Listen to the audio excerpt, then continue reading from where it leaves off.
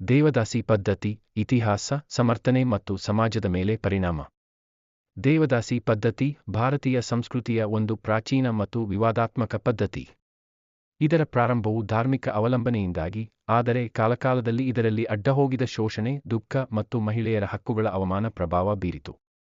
ಇದರಲ್ಲಿ ಕೆಲವು ಮಹಿಳೆಯರು ದೇವಾಲಯಗಳಿಗೆ ಅರ್ಪಿತವಾಗುತ್ತಿದ್ದರು ಮತ್ತು ದೇವರಿಗೆ ಸರ್ವೋತ್ತಮ ಸೇವೆ ಸಲ್ಲಿಸುವುದರ ಮೂಲಕ ತಮ್ಮ ಜೀವನವನ್ನು ಅರ್ಪಿಸುತ್ತಿದ್ದರು. ಮೂಲತಃ ದೇವದಾಸಿಯರು ದೇವಾಲಯದಲ್ಲಿ ಸಂಗೀತ, ನೃತ್ಯ, ಪೂಜೆ ಮತ್ತು ಇತರ ಧಾರ್ಮಿಕ ಚಟುವಟಿಕೆಯಲ್ಲಿ ತೊಡಗಿಸಿಕೊಳ್ಳುತ್ತಿದ್ದವರು. ಆದರೆ ಈ ಪದ್ಧತಿ ಕಾಲಾನುಗುಣವಾಗಿ ಹೆಚ್ಚು ದುಃಖ, ಶೋಷಣೆ ಮತ್ತು ಲೈಂಗಿಕ ಆಪತ್ತಿನೊಂದಿಗೆ ಹೋರುವಂತಾಯಿತು. ಪದ್ಧತಿಯ ಪ್ರಾರಂಭ ಮತ್ತು ಉದ್ದೇಶ. ದೇವದಾಸಿ ಪದ್ಧತಿಯ ಪ್ರಾರಂಭವು ಬಹುಶಃ ಪ್ರಾಚೀನ ಭಾರತದ ಇತರ ಧಾರ್ಮಿಕ ಮತ್ತು ಸಾಂಸ್ಕೃತಿಕ ಪದ್ಧತಿಗಳಿಂದ ಬೇರೆಯಾಗಿತ್ತು. ಪ್ರಾರಂಭದಲ್ಲಿ ದೇವದಾಸಿಯರು ದೇವಾಲಯಗಳಿಗೆ ಅರ್ಪಿತವಾಗುತ್ತಿದ್ದರು ಮತ್ತು ಅವರ ಮುಖ್ಯ ಉದ್ದೇಶ ದೇವರಿಗೆ ಸೇವೆ ಸಲ್ಲಿಸುವುದೇ. ಅವರು ದೇವಾಲಯದಲ್ಲಿ ಪೂಜೆಗಳು, ನೃತ್ಯಗಳು, ಸಂಗೀತ ಮತ್ತು ಧಾರ್ಮಿಕ ಹವನಗಳಲ್ಲಿ ತೊಡಗಿಸಿಕೊಂಡಿದ್ದರು. ಇದರಿಂದ ಅವರು ತಮ್ಮ ಕಲೆಯನ್ನು ಮತ್ತು ಧಾರ್ಮಿಕ ಪ್ರಕಾರಗಳನ್ನು ಉತ್ತಮವಾಗಿ ಅನ್ವಯಿಸುವ ಅವಕಾಶವನ್ನು ಪಡೆದಿದ್ದರು.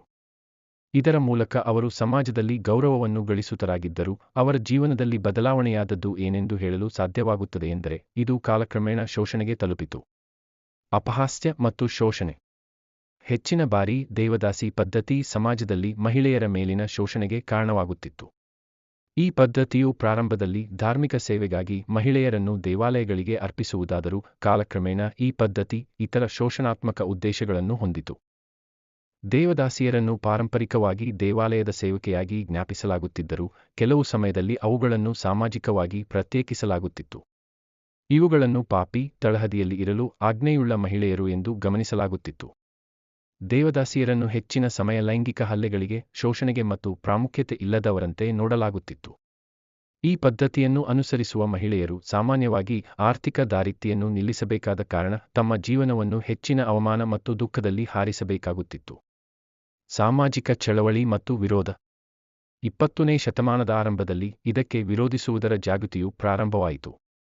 ಸಾಮಾಜಿಕ ಕ್ರಾಂತಿಯು ಹಾಗೂ ವಿವಿಧ ಚಳವಳಿಗಳಿಂದ ಈ ಪದ್ಧತಿ ವಿರೋಧಿಸಿ ದಾರಿ ತೆರೆದಿತು. ಮಹಾತ್ಮ ಗಾಂಧಿ, ಡಾ. ಬಾಬಾಸಾಹೇಬ್ ಅಂಬೇಡ್ಕರ್ ಮತ್ತು ಇನ್ನಷ್ಟು ಮಹತ್ವಪೂರ್ಣ ಸಾಮಾಜಿಕ ಚಳವಳಿಗಳು ದೇವದಾಸಿ ಪದ್ಧತಿಯ ಕೆಟ್ಟ ಪರಿಣಾಮಗಳನ್ನು ಮೊದಲು ಗಮನಿಸಬೇಕೆಂದು ಹೇಳಿದವರು. ಇದರೊಂದಿಗೆ ಮುಕ್ತಿಯ ಚಟುವಟಿಕೆಗಳನ್ನು ಆರಂಭಿಸಿ ಸಾಮಾಜಿಕ ನ್ಯಾಯಕ್ಕೆ ಧ್ವನಿ ನೀಡಿದರು. 1988ರಲ್ಲಿ ಭಾರತ ಸರ್ಕಾರವು ಇದನ್ನು ಕಾನೂನಾಗಿ ನಿಷೇಧಿಸಿತು. ಆದರೆ ಇತರ ಬಹುಭಾಗದ ಪ್ರಾಂತ್ಯಗಳಲ್ಲಿ ಮತ್ತು ಗ್ರಾಮೀಣ ಪ್ರದೇಶಗಳಲ್ಲಿ ಇನ್ನೂ ಇದು ಅಸ್ತಿತ್ವದಲ್ಲಿದೆ. ಸಹಜವಾಗಿ ಕೆಲವು ದೇವದಾಸಿಯರು ತಮ್ಮ ಶೋಷಣೆಯನ್ನು ಪೂರ್ಣವಾಗಿ ಮುಕ್ತಗೊಳಿಸಲು ಸಾಧ್ಯವಿಲ್ಲದೆ ಇದ್ದರು. ಇಂದಿನ ಕಾಲದಲ್ಲಿ ದೇವದಾಸಿ ಪದ್ಧತಿ.